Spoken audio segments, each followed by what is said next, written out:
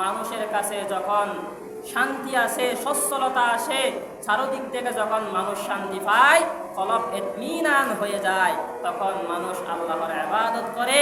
আবার যখন মানুষের কাছে কষ্ট আসে, তখন মানুষ আল্লাহর ইবাদত করে না, ইবাদত তখন অনেক দূরে সরে যায়, চিন্তায় মগ্ন থাকে, বিভিন্ন কাজে চলে যায়, আল্লাহর ইবাদত করা ভুলে যায়। আল্লাহ সুবহানাহু ওয়া তাআলা বলেন, ফাসিরাত দুনিয়া ওয়াল আখিরাহ, এরকম যারা করে, সুখের দিনে আল্লাহর ইবাদত করে, আবার দুঃখের দিনে আল্লাহকে ভুলে অনেক দূরে চলে যায়, তাদের ফাসিরাত দুনিয়া ওয়াল আখিরাহ, তাদের দুনিয়াও বরবাদ, তাদের আখিরাতও বরবাদ। তাদের দুনিয়া কেন বরবাদ? দুনিয়ার মধ্যে তারা বিপদে থাকবে, সব সময় সর্ব অবস্থায় বিপদে থাকবে। আর আখিরাত কেন বরবাদ? তারা দুনিয়ার বিপদে পড়ে, আখিরাতকে ভুলে গেল, আল্লাহকে ভুলে গেল, সারা জীবন টেনশন চিন্তায় কাটালো, মসজিদে আসলো না, আল্লাহর ইবাদত করলো না। আল্লাহ সুবহানাহু ওয়া তাআলা বলেন, ফাসিরাত দুনিয়া ওয়াল আখিরাহ, দুনিয়ার মধ্যে সর্ব অবস্থায় বিপদে থাকবে, দুনিয়া বরবাদ, এবং দুনিয়ার মধ্যে ইবাদত না করার কারণে আখিরাতও বরবাদ। যালিকা হুয়াল খুসরানুল মুবিন, এটাই হচ্ছে প্রকাশ্য বরবাদি, যার দুনিয়াও বরবাদ হয়ে গেছে, তার আখিরাতও বরবাদ হয়ে গেছে। একজন ব্যক্তি দুনিয়ার মধ্যে লাখ লাখ টাকার মালিক, কিন্তু সে নামাজ পড়লো না, তার আখিরাত বরবাদ, সে ব্যক্তি আসলেই বরবাদ। আরেকজন ব্যক্তি গরিব, দিনে এনে দিনে খায়, কিন্তু সে 5 ওয়াক্ত নামাজ পড়ে, সে আখিরাতকে কামিয়াবি করেছে, যে আখিরাতকে কামিয়াবি করেছে সে তো সাফল্য।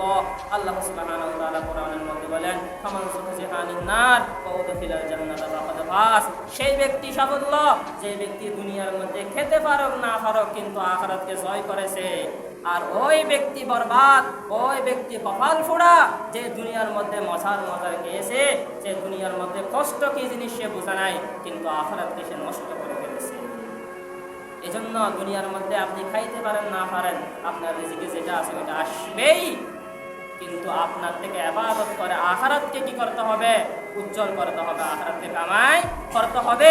কারণ প্রকৃত আখিরাত যদি কামাই করতে পারেন তাহলে দুনিয়াও সাফল্য, আখিরাতও সাফল্য।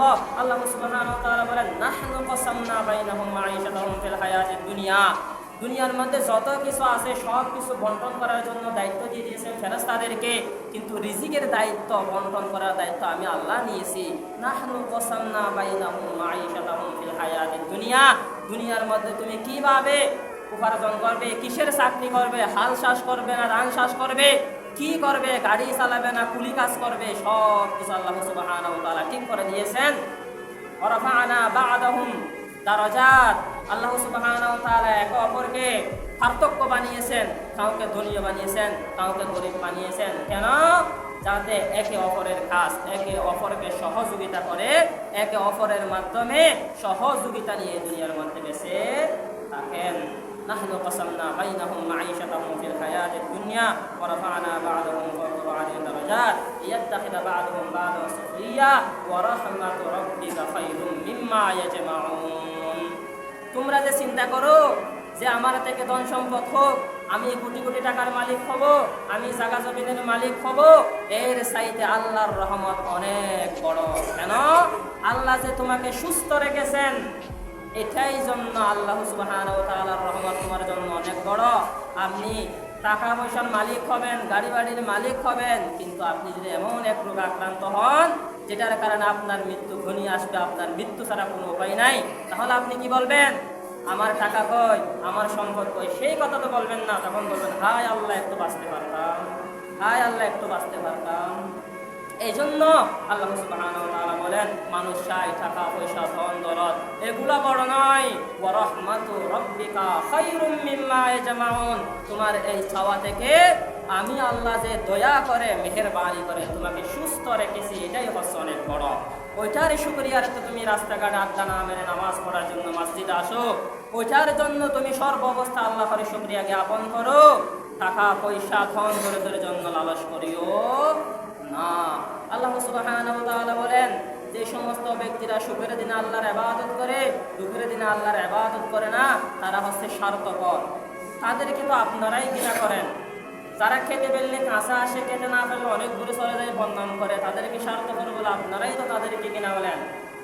এবং এটাকে বাংলা ভাষায় বলা হয় বসন্তকালের কোকিল। কোকিল কেবলমাত্র সেই কালে ডাকতে পারে, এখন কিন্তু কোকিল ডাকতে পারে না। ঠিক তেমনিভাবে কিছু মানুষ এমন আছে সুখের দিনে কেবল আল্লাহর ইবাদত করে, দুঃখের দিনে আল্লাহর ইবাদত করতে জানে না।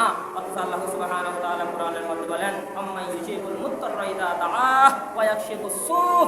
তুমি যখন বিপদে পড়ে পিঠ থেকে যাবে, চারদিকে কিছুই দেখবে না, আত্মহত্যা করার জন্য চলে যাবে, তখন যদি দাআহ আল্লাহকে ডাক মারো, ওয়া ইয়াকশিফুস সূহ, তোমার সব দুঃখ আল্লাহ সুবহানাহু ওয়া তাআলা মিটিয়ে দিবেন। সুবহানাল্লাহ। রব্বি আন্নী মাসানিয়াদ দুররু ওয়া আনতা আরহামুর রাহিমিন। যখন বিপদে পড়বেন আল্লাহকে ডাক দিবেন, রব্বি আন্নী মাসানিয়াদ দুররু ওয়া আনতা আরহামুর রাহিমিন। ওগো আল্লাহ, আমাকে বিপদ ঢেকে ফেলেছে, আমাকে বিপদ ছুঁয়ে ফেলেছে, আপনি দয়া করে মেহেরবানি করে আমার বিপদকে দূর করেন। ওয়া আনতা আরহামুর রাহিমিন, আপনি রহমান, আপনি রহিম। সেরকম যদি আপনি ডাক দিতে পারেন, অবশ্যই অবশ্যই আপনার এই বিপদ দূর হবে। এই জন্য সর্ব অবস্থায় দুঃখে থাকে কিংবা সুখে থাকে আল্লাহর ইবাদত করতে হবে। আল্লাহ সুবহানাহু ওয়া তাআলা মানুষকে এত সুন্দর করে সৃষ্টি করেছেন আল্লাহ সুবহানাহু ওয়া তাআলার ইবাদত করার জন্য। এজন্য সুখের দিনে আল্লাহর ইবাদত করতে হবে, দুঃখের দিনে আল্লাহর ইবাদত করতে হবে। ইন আসাবাতু সাররা ফাকাদ শাকারা ওয়া ইন আসাবাতু দাররা ফাকাদ সাবারা। মুমিনদের কাছে যখন খুশির সংবাদ আসে সে শুকরিয়া জ্ঞাপন করে, যখন দুঃখের সংবাদ আসে সে সবর করে। ইন্নাল্লাহা মা'আস সাবিরিন, সবর যে করে তার সাথে আল্লাহ সুবহানাহু ওয়া তাআলা থাকেন। কিন্তু সবর যার তার দ্বারা সম্ভব না। আল্লাহ সুবহানাহু ওয়া তাআলা কোরআনের মধ্যে বলেন, ইন্নাল ইনসানা খুলিকা হালুয়া, আমি ইনসানকে সৃষ্টি করেছি অধৈর্য করে। সে বেশিক্ষণ ধৈর্য ধারণ করতে পারে না।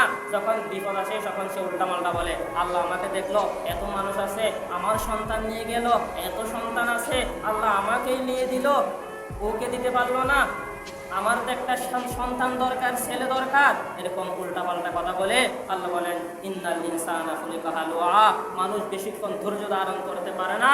যদি ধৈর্য ধারণ করতে পারে তার সাথে আমি আসি। ইন্নাল ইনসানা খুলিকা হালুয়া ইদা মাসসাহুশ শাররু জাজুআ ওয়া ইদা মাসসাহুল খায়রু মানুআ।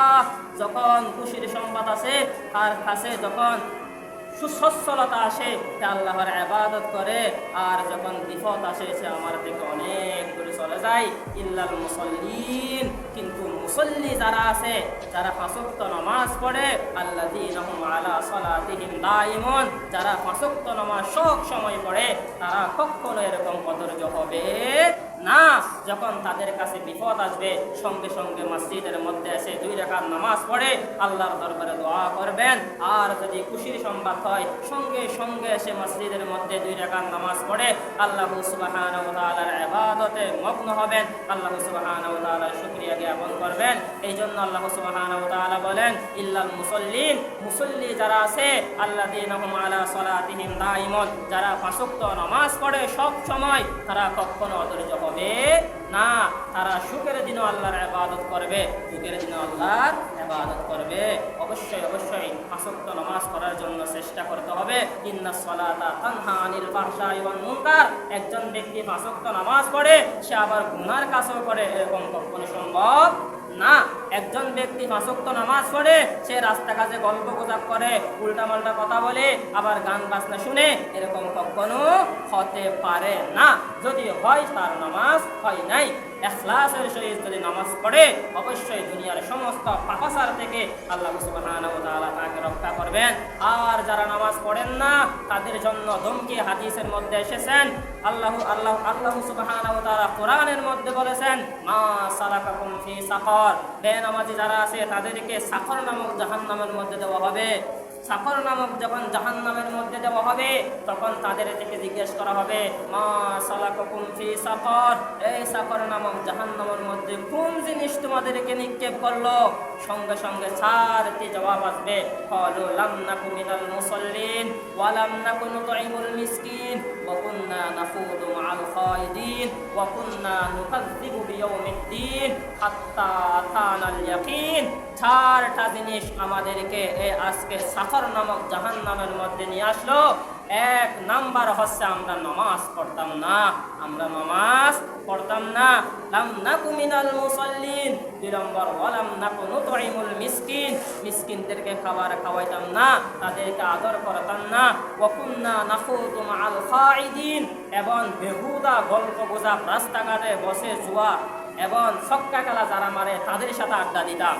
এই তাদের সাথে আড্ডা দেওয়ার কারণে, তাদের সাথে রাস্তাঘাটে বসে ছক্কা খেলা মারার কারণে আজকে সাকর নামক জাহান্নামের মধ্যে আমাদেরকে নিয়ে আসলো। ওয়া কুন্না নুকাযযিবু বিয়াউমিদ্দিন, এবং কিয়ামতের দিবসকে আমরা অস্বীকার করতাম। এই জন্য হাত্তা আতানাল ইয়াকিন, এই কাজটা আমরা মওত পর্যন্ত করতাম। এই জন্য আজকে আমাদেরকে জাহান্নামে নিয়ে আসলো। আজকে যারা রাস্তাঘাটের মধ্যে বসে ছক্কা মারে, আজকে যারা রাস্তাঘাটের মধ্যে বসে গল্প গুজব করে, ওয়া কুন্না নাখুদু মাআল খাইদিন, তাদের কথা কোরআনের মধ্যে আল্লাহ স্পষ্ট ভাষায় বলে দিলেন, তোমাদের ঠিকানা হচ্ছে সাকর নামক জাহান্নামে। তাহলে আজ থেকে আমরা রাস্তায় যখন হাঁটবো তখন দেখতে পাবো কে সাকর নামক জাহান্নামে যাবে আর কে জান্নাতে যাবে। ভুল করে যদি গল্প গুজব করে, যদি ছক্কা খেলা মারে, তাহলে বোঝা যাবে সে সাকর নামক জাহান্নামের অধিবাসী, তার ঠিকানা এখানে নয়। এই জন্য আল্লাহ রাসূল সাল্লাল্লাহু আলাইহি সাল্লাম হাদিসের মধ্যে বলেন, আউয়ালু মা ইউহাসাবু বিহিল আবদু ইয়াউমাল কিয়ামাতিস সালাহ, কিয়ামতের ময়দানে সর্বপ্রথম নামাজের হিসাব হইবে। ফাইন সলুহাত ফাইন সলাহাত সলাহা সাইরু আমালিহি ওয়া ইন ফাসাদাত ফাসাদা সাইরু আমালিহি। যার নামাজ ঠিকঠাক তার সমস্ত আমল ঠিক, যার নামাজ বরবাদ ফাসাদা সাইরু আমালিহি, তার সমস্ত আমল বরবাদ।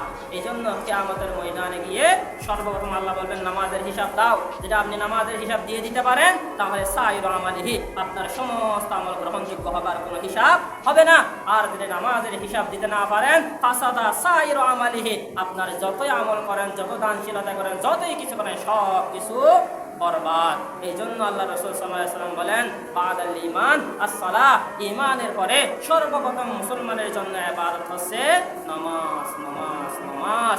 এই জন্য ও মুসলমান, আপনাদেরকে আল্লাহ উত্তম আকৃতিতে সৃষ্টি করলেন, নিজ কুদরতের হাতে সৃষ্টি করলেন, এবং আপনাদেরকে সমস্ত মাখলুকাতের মধ্যে শ্রেষ্ঠ বানিয়েছেন কেবলমাত্র একটি জিনিসের জন্য, সেটি হচ্ছে আল্লাহর ইবাদত করার জন্য। সুখে থাকেন কিংবা দুঃখে থাকেন, কেবলমাত্র আল্লাহর ইবাদতে মগ্নে থাকেন। আল্লাহ সুবহানাহু ওয়া তাআলা অবশ্যই অবশ্যই আপনার ইহকাল পরকাল উভয়টাকে আলোকিত করবেন।